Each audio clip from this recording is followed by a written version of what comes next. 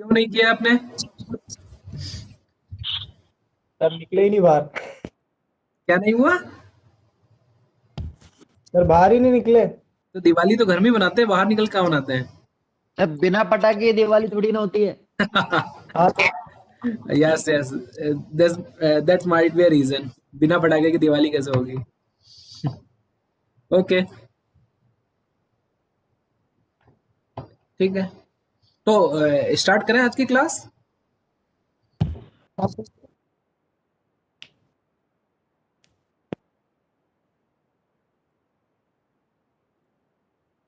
So, in today's class, we will discuss inheritance.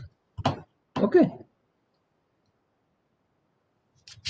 If you have any idea about the inheritance, you can speak before I start the class. If do you have any idea about what is the inheritance, you can speak because I already talk about this in your first or second lecture when we start the object-oriented features.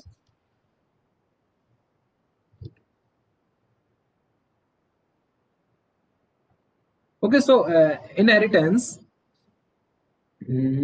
is the one of the powerful features of object-oriented programming. If you remember, there are many features of object-oriented programming. We have discussed class is a one features of oops, object is one of the features, abstraction, polymorphism,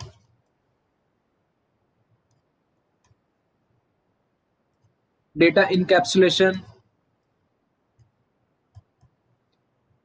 These are the features of object-oriented programming. In this feature, there is one more features, inheritance. So you can say inheritance is the one of the powerful features of object-oriented programming. So let's start. What is inheritance, or what is inherit? Inherit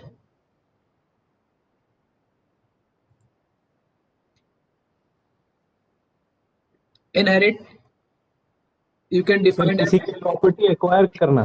yes exactly, किसी भी की property जो acquire करते हैं हम लोग उसको बोलते हैं inherit. So as you can see on your screen is visible. No sir. No, screen is not visible. Okay. No, sir. Okay, 1 minute. I just forgot to share the screen. Sorry. Now I think it is visible. Yes sir. Okay. So inherit definition derive quality and characteristics from parents or ancestor.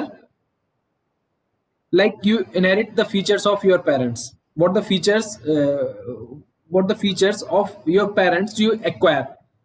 Okay, what the properties your father or your ancestor you will acquire. So there is an example you have heard. She had inherit the beauty of her mother. Means what the beauty mother has, she acquired. Okay, so this is the definition of inherit. Okay, like the properties, what the properties your father or your grandfather has, you will acquire. Okay, so in the term of object oriented programming, you can define inheritance as inheritance is the process of deriving a new class or classes from an existing or old class. So there is one class, just consider it is a class A, and you are creating or processing a new class B from an existing class. So this B class we have derived from an existing class A. So inheritance is the process of deriving a new class B from an existing class or old class A. Or simple word, you can say passing of property of a class to another class. So in other word, you can say passing of property of one class to another class is called inheritance. In this case, from which class you are passing properties, from which class you are acquiring the property is called superclass. This, in this case, the class A is superclass, or you can even say this is the base class. Okay, and which class is acquiring the property? In this case, the class B is acquiring the property, so the class B we can say is a subclass or derived class. Okay, so you can define superclass and subclass as subclass is the class which acquire the properties, and superclass is the class which from which class we another class is acquiring the properties. Okay, so this is the we have parents and this is you. Is it clear? So the process of opening the data members, what the data members A has, and the data members and member functions from one class to another class is known as inheritance. Means what the properties of class A means class. If you remember the structure of class has data members and functions or member function. Okay. So a class has two things always. There's a data and there's a member function. So what the member functions and data as class A, it will acquire or passes to a class B. So it is one of the fundamental features of object-oriented programming. Now I think it is clear what is inheritance. Inheritance is nothing but the process of creating a new class from an existing class.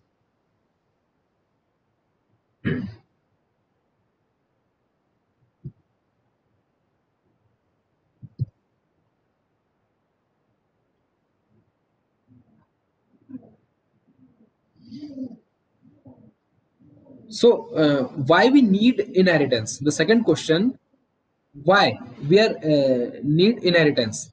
Okay.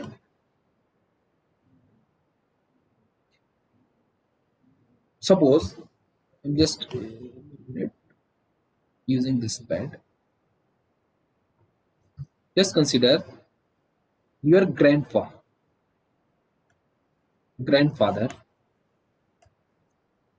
has some properties. Then properties, just consider your grandfather has a house. Your grandfather father built a house of 2 floor, and this after your grandfather, this property will belongs to your father. After your grandfather, this property is belongs to your father, and after your grandfather, this property will belongs to you. Okay, what is happening there? We are just passing the property of one class to another class in a straightforward way. Okay, your grandfather has what your grandfather has, you will acquire by your father, and what your father has, you will acquire. Okay, and one more thing you can do here. Suppose your father built a house of 2 floor, and after your grandfather, your father add one more floor in your building, in the building what you are taken from your grandfather. Okay, so what your father is doing, your father is adding one more features in what he received from grandfather, and after this you acquire the properties and you add 2 more floor in your building what you have acquired from your father. Your father given us the building of 3 floor, and after this you add again 2 more floors, means now you have 5 floor building. Your father has 3 floor building, and your grandfather has 2 floor building. Means what you are doing here, you just adding. So you can see, in simple word I can say, this is the building your father has, and the same building your grandfather has, and the same building your father used, and after your father you use that building. So this is the one of the advantage of your inheritance is reusability. You reuse this code, or reuse your building, or reuse your properties. So using inheritance you can reuse the features or the thing. Okay, the second advantage, or the second thing we can get from the inheritance is extensibility. Here, your father received a building of 2 floor, and you had one. Your father had one more floor. Means extend. Your father has extend, and what you received from your father, you again extend. Means the second properties we are getting from this inheritance is extensibility.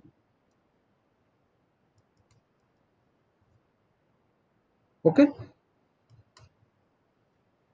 Using inheritance, we can reuse the code, or we can add on the code. Okay, so this is the basic advantages of inheritance. Why we using inheritance, or what is the meaning of inheritance in your code. Let's see one programming example and understand what is the meaning of this reusability and extensibility. Just consider there is a class X. There is one class X, and its class X, there is 100 lines of code is written here. In the class X, there is 100 lines of code written, and another class Y. It has also the 100 lines of code. The same line, what the line is written inside the class X, the same line is written by the class B. Okay, and can we use this same line? This the 100 lines and this 100 lines the same. This code is same. Can we use this line? Means what the line written by the X, can this line used by Y? Yes, we can use this line by just derive this class, or we can say this Y class is a subclass of class X. So you write X. Now you are defining this class Y is a subclass of X, or X is a base class and Y is a derived class. Now these 100 lines, there is no need to write. You directly acquiring. Okay, there is no need to build your 2-floor building. You already received from your grandfather.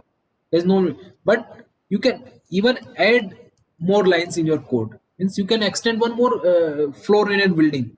This 50 line is your lines, and what the 100 lines you have received from your father. So you can say there's a 100 lines of code, you read in just 50 lines. If there's no inheritance, you have to write 150 lines. But using inheritance, we are just writing the 50 lines of code, and it is work as a 150 line code. Even you can extend. Suppose just consider there's one more class Z, and it has also required 150 lines. The same code what written inside the class Y. So again you have to write the same 150 lines. Can we reuse this line which is written inside the Y? Yes, using inheritance you can write this Z is a son of, or the son of Y. Now what the Y has, you can use by Z. So, and again it is add one more lines what is required uniquely 100 lines. So even writing the 250 lines here, we are just writing the 100 lines. So now you can see, using this inheritance we can reuse the code. Here 100 lines, there is no need to write the same 100 lines. Here 150 lines, there is no need to write one more 150 lines. Okay, so if there is no inheritance, just consider if there is no inheritance, what number of lines we have to write? 100 plus 100 plus 50, 150 lines of X has 100 lines of code, Y has 150 lines of code, and Z has 250 lines of code. So if this sum of this lines 250 plus 150 plus 100, this is 500 lines code. If there is no inheritance, you have to write the 150 lines of code. If there is an inheritance, just consider X, you have to write for the X, there's 100 lines of code. For the Y, there's only 50 lines of code we are writing. The same way, in Z class, we are writing only 100 lines. So the sum is 100 plus 50, 150 plus 100, 250. Means your code is just half. If there's no inheritance, we are writing 500 lines. If there is an inheritance, we are writing only 250 lines. So it is what we are getting. First, reusability of the code. Second, extensibility of code. Third, we are we have required only less number of time. Okay, here we have only required very less time. And what you can say, that our code readability is also increased. For this code we have to understand the 500 lines, but we have only 250 lines. We can easily understand our code. Means readability of code is also increased. So these are the advantages of inheritance. Let's go back to our PPT. Sir दो base class हो सकती है क्या? दो base Yes, class और एक yes, derived yes. Class? Is it possible? We will discuss type of inheritance. There is a possible case. There is more than one base class, and even you can derive more than one derived class. It is possible. Even you are acquiring the properties of your mother as well as your father as well. Okay, it is possible. Is it possible? So inheritance is the capability of one class to acquire the property or characteristic of another class. The class whose property are inherited by other class is called parent class or base class or super class. This terminology, understand this terminology. From which class we are acquiring, it's called super class, base class or parent class. And whose acquired the properties called the child class, derived class or subclass. Inheritance makes the code reusable. What we have seen, it is using inheritance we can reuse the code, means reusable. When we inherit an existing class, all its method and field become available to a new class, and hence the code is reused. What we have discussed, and all the members of class except private are inherited. We will discuss again. Let's see.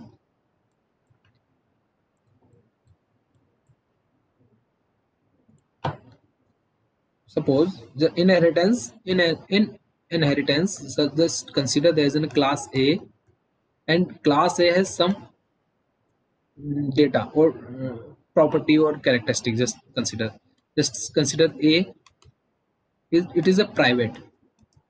You're declaring a member variable. A is a private. Public, in the public area you have declared one more variable B. Sorry, just name consider small a because the name of class is capital A. Small b, and protected, and just consider as a C. So this class A has three data members, A, B and C. A is private, B is public and C is protected. And now class B, just consider capital B, is derived class from class A. Okay, and it has a data member private, just consider X, and protected Y, and public, just consider Z. Just three data members. Okay, now the point is this class has three property. Just consider three property A, B and C. All these three property will not acquired by class B. Even B is a son of this class A, because what the property your father declared as a private, what the property your father declared as a private, it's not acquired by you because it's declared it's my private property. Even you are the son of your father, you cannot acquire that property. You will acquire only that property which is your father declared public or protected. Remember this point always. Your private property or the property what your super class is declared as a private, you will not acquire. Is it clear? If you have any doubt or you have any confusion, you can ask.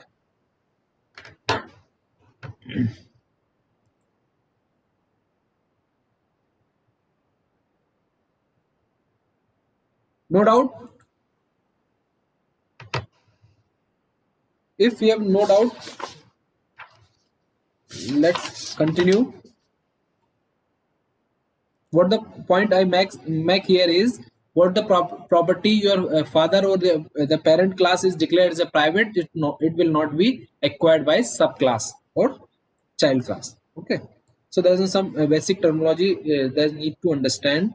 Is there's a base class, or what you can call even super class, or even you can call as a parent class. Okay, the class from which you are acquiring the property. Okay, the second class which acquire the property is called derived class,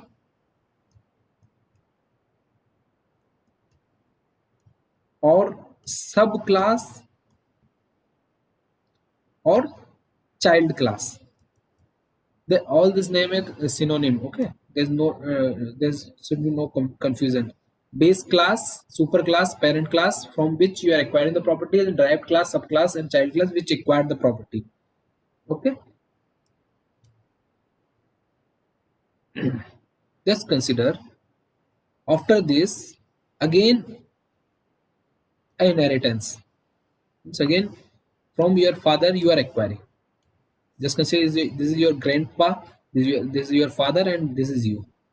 So again this class is called derived class. Okay, subclass, and this is child class. This is child class for this class. Your father is a child of your grandfather, and you are the child of your father.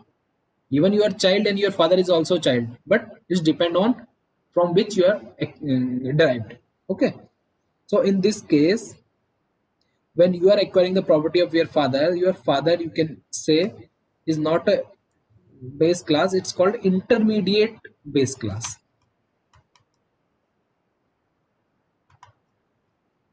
Intermediate base class. Okay, for you this is the intermediate base class. Okay, because this is the main base class. Okay, and this kind of inheritance, what the property you're acquiring from your father is called a direct inheritance. Direct inheritance, or you can say direct inheritance, and ultimately you're acquiring the property of your grandpa as well. From direct you are acquiring the property from your father, but indirectly you are acquiring the property of your grandfather as well. So this is called indirect inheritance.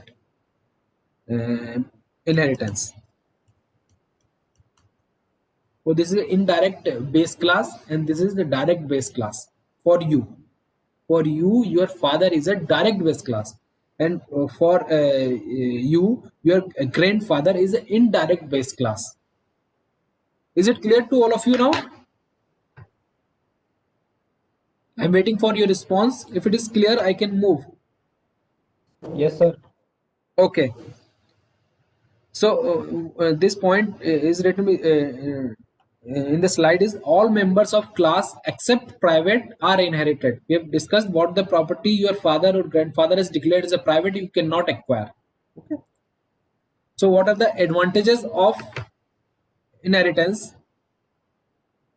If we develop any application use concept, then the application have the following advantage. The first advantage is it's required less time.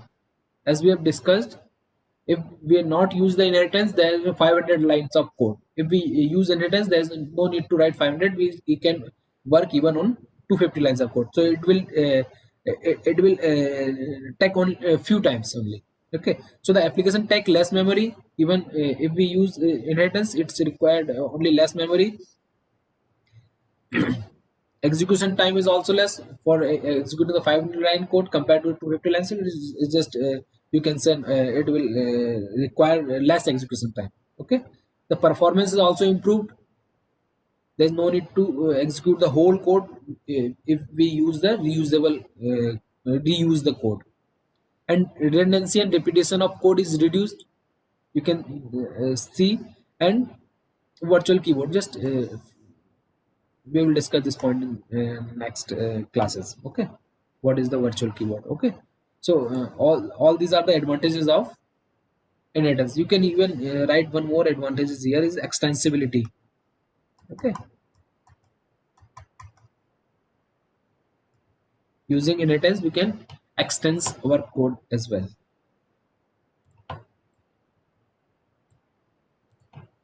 The next is this is the real life example of inheritance. As you can see, there is one loyal and one the cube. What the properties of lion has, the son or what is cub is acquired. Okay, if it is dog son, so the what the properties dog has, the puppy will acquire. It's depend on your father. What the properties of your father you will acquire. Okay.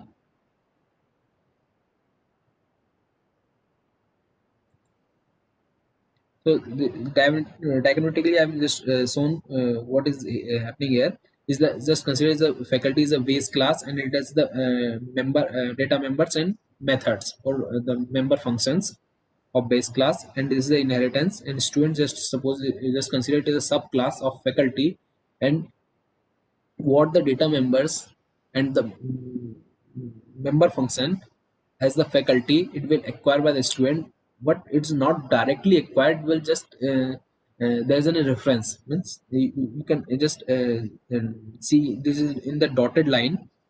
This is the derived features of parent class. Just see this data members and this method is belongs to faculty class, which is base class, and these data members and these methods are the properties or features of this student class. And these which is written in dotted square, which is property of faculty, and it is acquired by students. Means directly these data members and methods are not present in student, but this is acquired, means that there's a reference. You can go and access from here. There's no need to write the data members again in this student class. Okay, so in this above diagram, data members and methods are represented in broken line, are inherited from the faculty class, and they are visible in student class logically. Means the presence of these data members and methods are logically present. Physically there is no presence. If this point is clear, I can move, or I can explain a little bit more. Just consider there is a class A, and this is a class B, and this B class is a student class, or A class is a faculty class. What the property means, just consider it as two data members A and B, and instead two members C and D. Means the copy of A and B is not physically present here, but it is logically present. When you create the structure of memory structure of B, you will see there is enough 4 data members. Okay, but this A and B is logically present in class B, but actually these are present in class A.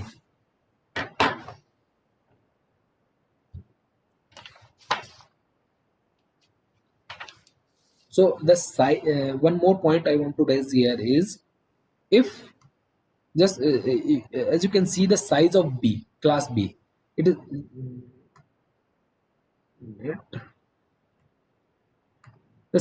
just consider this is an integer variable A, B, and C, D.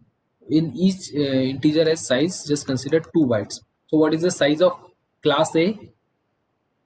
Can you unmute your speak? What is the size of A if it has 2 data members A and B, and integer size is 2 bytes? 4 bytes. 4 byte, yes, exactly. 2 and 2 equals to 4 byte. And what is the size of class B if it has again 2 data members C and D, and each size is 2 bytes?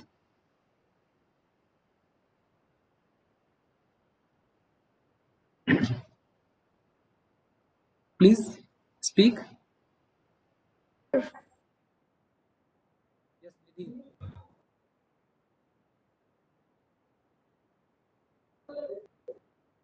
Please speak loudly. I'm not able to hear you. So 4. Yes, let's see. Yes, 4. C is 2 and D is 2. It's a 4, but it actually is not 4. It is 8 because A and B is also acquired by A. So what the A and B is also the size of count in B.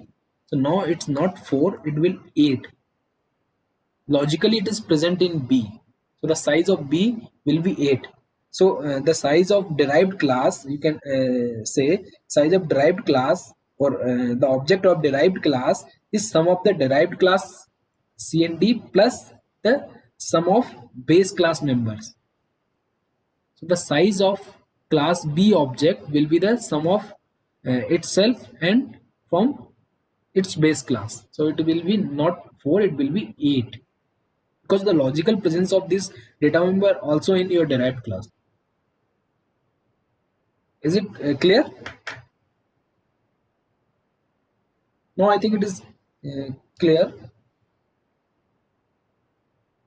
Is it clear to all of you? If not clear, you can ask me.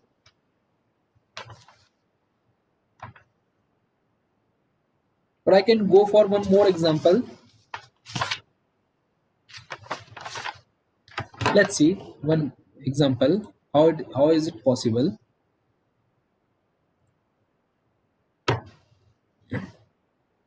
I'm not writing the full code, but just see how it is possible. Class A, and it has just consider data members A and data members B,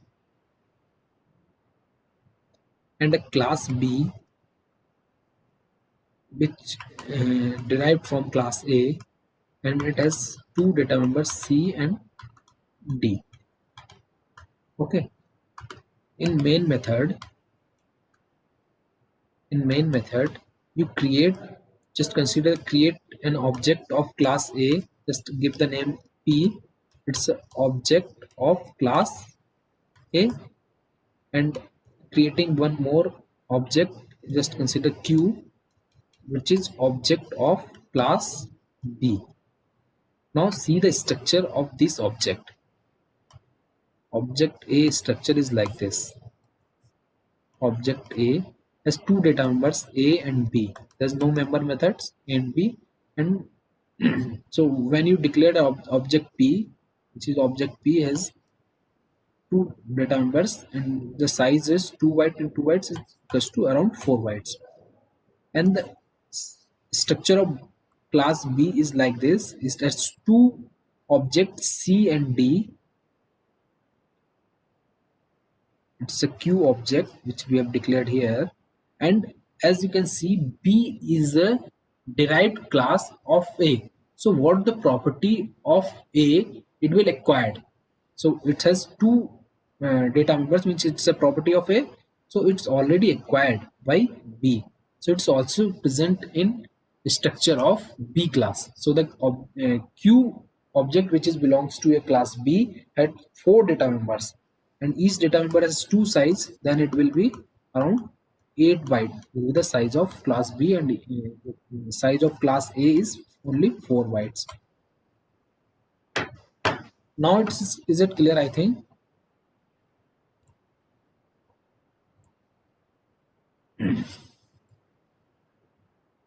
So let's move and see.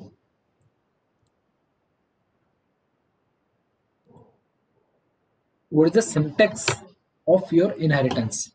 How we can create or derived subclasses from a superclass. So this is the syntax. Class, your class name, subclass name or derived class name, and this colon. This colon we called as a inheritance operator.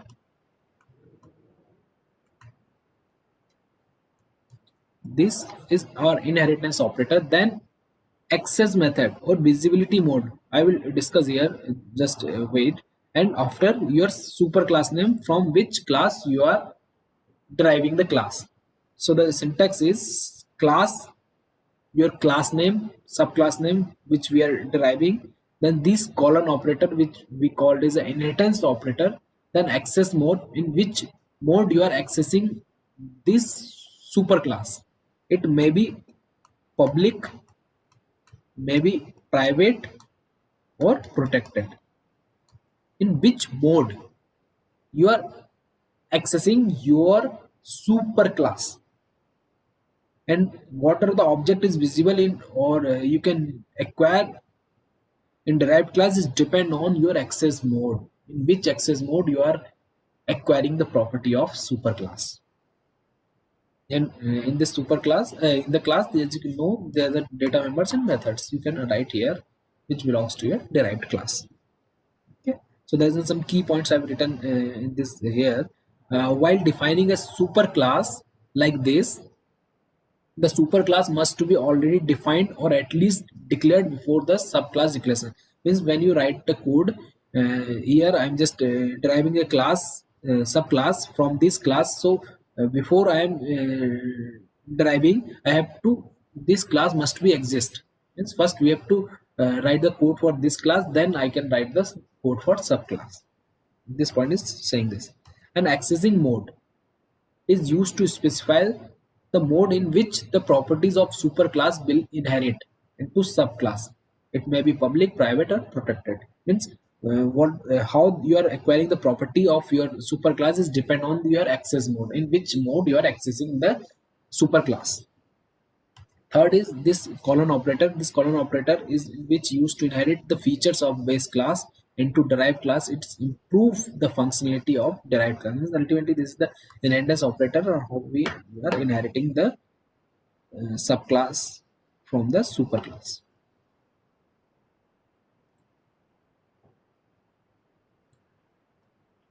Now see this access mode, and if we change the access mode, what will happen? Okay. Before with this, we here just one example of inheritance. How we can just type create a superclass rectangle. In this rectangle, there is some data members and member function, and the area.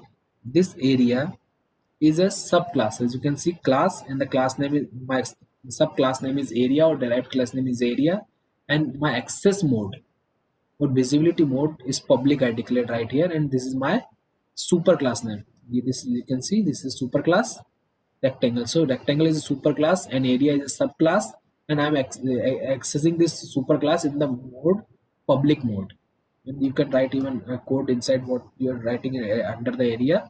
And then next, I've just declared one more subclass, name is given perimeter, and again I accessing this superclass rectangle in the visibility mode, or access mode is public. Okay.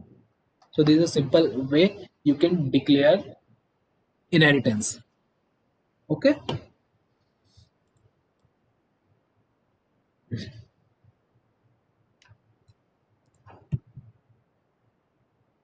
This is your superclass, this is your subclass, and this is a one more subclass.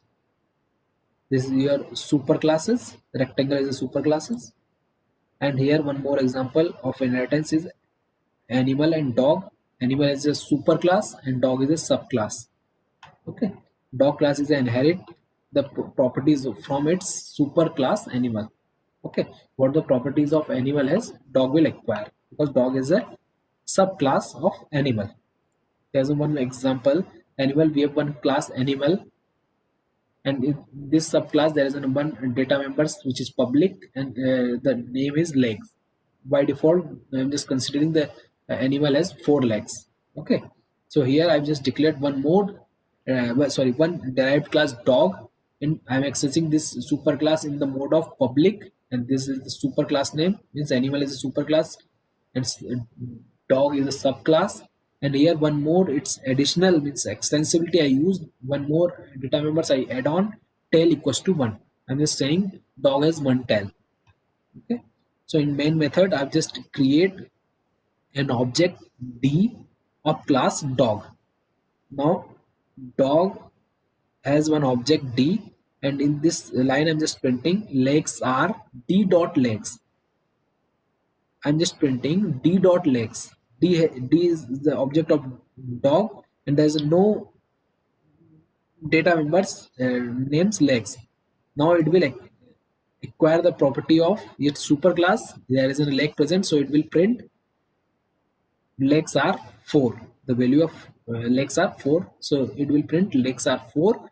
And the next line I'm just printing tails is d dot tail, so it will jump to here dog subclass, and here tail is present, so it will print tail is value of 1, which is 1. So the output of this program will be legs are 4, tail is 1.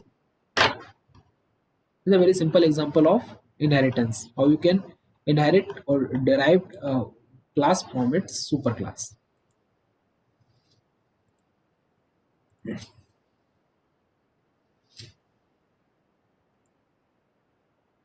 So this is the output of your program. So now the visibility mode. Okay, visibility mode, depending on the access modifier used while inheritance, the ability of class members, superclass, and in the subclass, it can either be private, protected, or public. So for this, just 1 minute again, showing this. Yeah.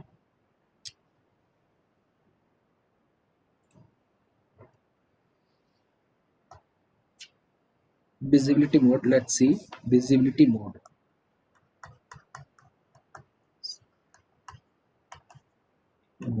In which mode you are accessing your superclass. Okay. So the first, see, class X. It has 3 data members: int X. Sorry. Write private, and this private data members I'll just consider A, and public, then just consider data members B, and protected,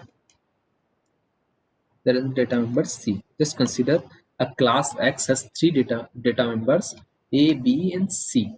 One is private, one is public, and one is protected. There is one more class Y. I'm creating one class Y,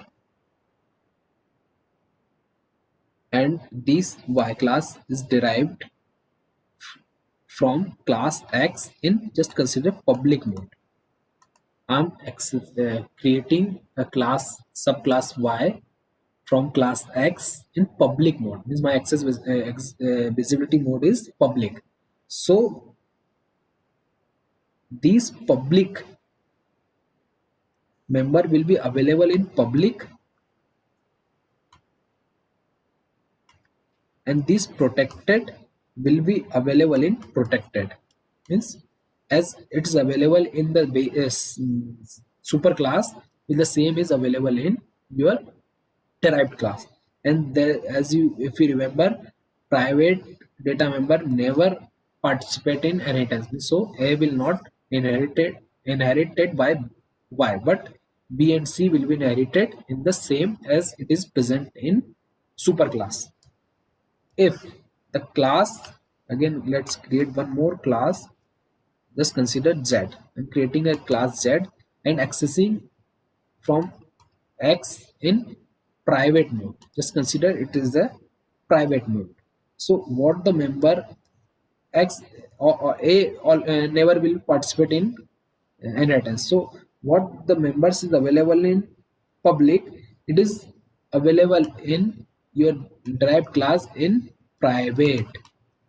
And what are in protected, even it is also available in private. Means both public and protected both go into a private area. Is it clear? When you accessing your superclass in private mode, what the data members present in public and protected both goes into private area, and A will A not will participate because A is a private. In the next case, when you create a class, is considered W, and you accessing this class X in protected mode, In this protected mode, what you have written inside public or protected, it will goes into protected mode only. Okay, I think this point is cleared.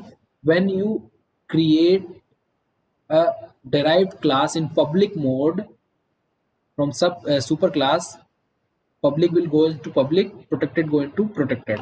When is private, your private is public or protected both goes into private, and when you are protected, both the public and protected goes into protected.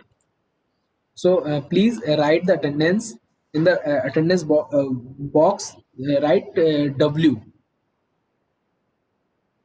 Write W in attendance box.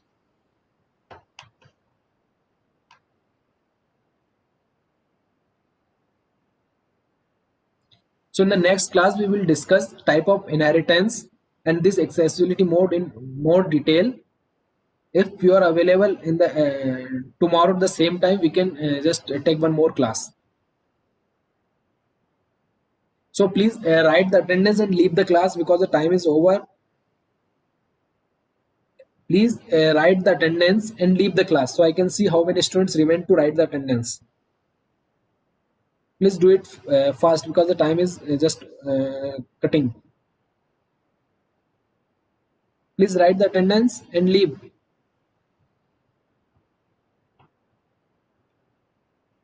Okay, thank you. Now I'm closing the meeting.